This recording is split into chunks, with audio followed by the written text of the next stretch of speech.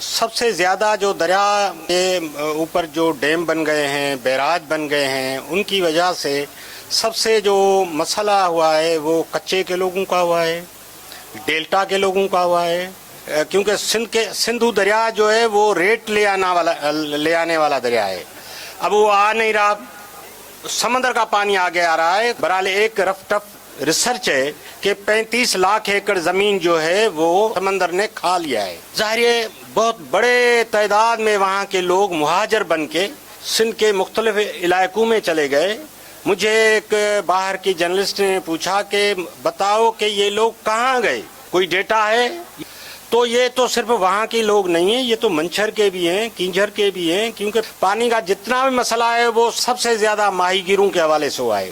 1932 میں سکھر بیراج بنا، وہ انگریزوں کا دور تھا، قانونی طور پہ اعتراضات کمیونٹی کے سنے جاتے تھے، تو سب سے زیادہ جس کمیونٹی نے اعتراض اٹھایا وہ ماہی گیر تھے اور وہ پلے کے شکاری تھے۔ وہ ہسٹری میں سب سے زیادہ جو پلہ ہے وہ سکھر بیراج کے اپ اسٹریم میں شکار کیا جاتا تھا۔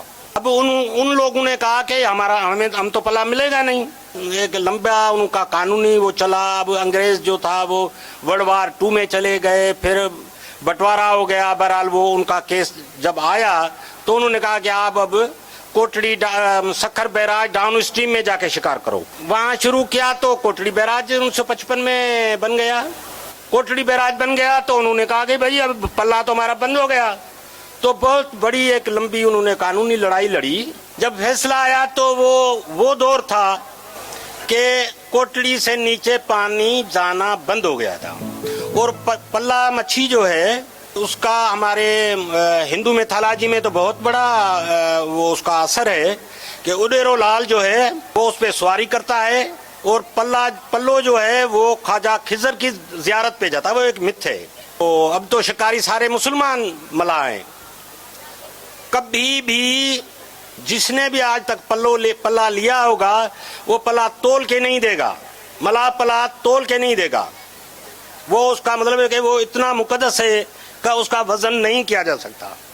دوسرا ہے کہ وہ کاٹنے کے وقت اس کی آنکھیں نہیں کاٹے گا، یہ اتنا اس کے لیے ان کا مقدس وہ اس کو سمجھتے ہیں اور بڑا ہسٹوریکل ہے۔